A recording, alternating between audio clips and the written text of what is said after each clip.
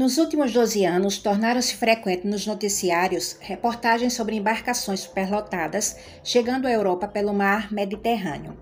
As imagens exibidas eram impactantes.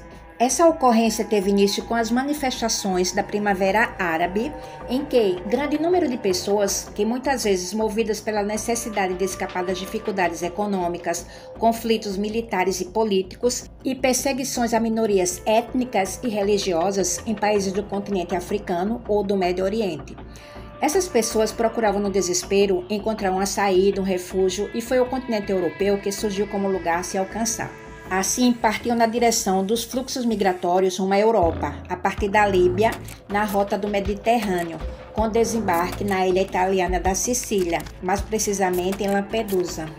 Segundo a Agência da ONU para Refugiados, ACNUR, no ano de 2013 foram registradas 600 mortes no Mediterrâneo por conta dos naufrágios das embarcações precárias que transportavam os migrantes. Em outubro daquele ano, o governo italiano implantou a maior operação humanitária intitulada Mare Nostrum, cujos objetivos estavam focados essencialmente no resgate, salvamento, patrulha e segurança marítima, bem como controle ao contrabando e tráfico de pessoas. Já em novembro de 2014, a nova operação para o Mediterrâneo, intitulada Triton, entrou em funcionamento sob a coordenação da Agência Europeia de Gestão da Cooperação Operacional nas Fronteiras Externas dos Estados-membros da União Europeia, Frontex, após o governo italiano encerrar a operação humanitária por falta de verba. 15 Estados-membros da União Europeia doaram equipamentos para conter fluxos migratórios para o continente, com a manutenção mensal de 2 navios de patrulha de oceano, 2 navios de patrulha costeira, 2 aviões e 1 helicóptero. Países europeus celebraram vários acordos com nações de trânsito na África, como Níger e Líbia, e exigiram que os estados africanos fizessem esforços para evitar que os migrantes passassem por seus territórios muito antes de chegarem à costa. A União Europeia se comprometeu em aumentar os pagamentos de apoio ao desenvolvimento dessas nações africanas. A Líbia, que vem sofrendo com a instabilidade política desde 2011, com a queda de Muammar Gaddafi, tem hoje um governo provisório que foi formado em 10 de março de 2021 para unificar os rivais. É um governo de acordo nacional. Dotado de uma localização estratégica, o país é responsável por ligar o continente africano ao mar Mediterrâneo.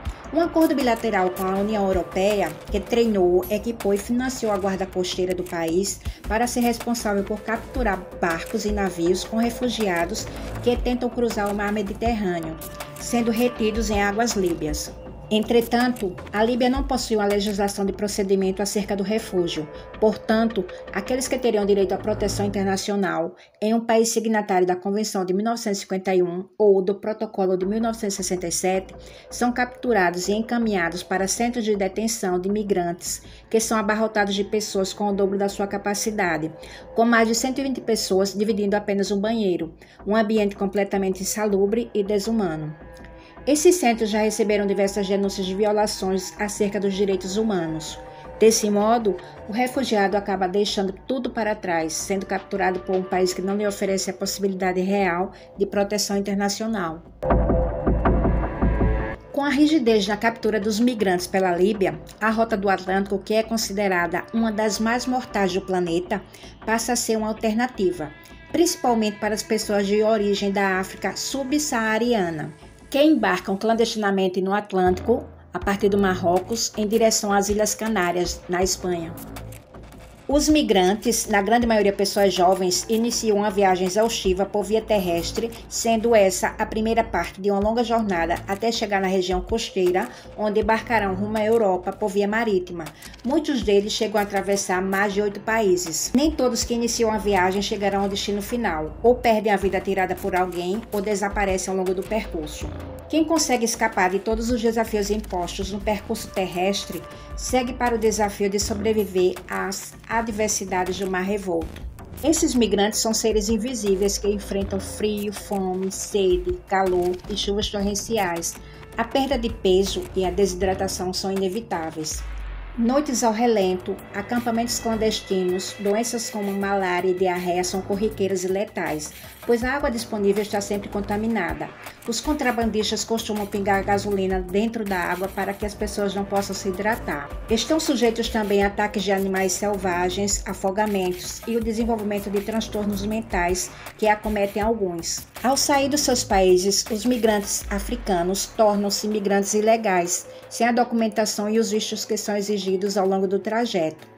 Os documentos falsificados custam muito caro, e sem os documentos podem ser detidos, torturados e deportados, e até ter a vida ceifada. São agredidos pelas populações dos países por onde passam, sofrem golpes de toda sorte por pessoas que integram a cadeia de migração ilegal e que sobrevivem de explorar os migrantes. São vítimas de roubo, corrupção policial e multas. Percorrer longos trechos do deserto do Saara a pé, para muitos representa o fim de uma viagem ou da vida.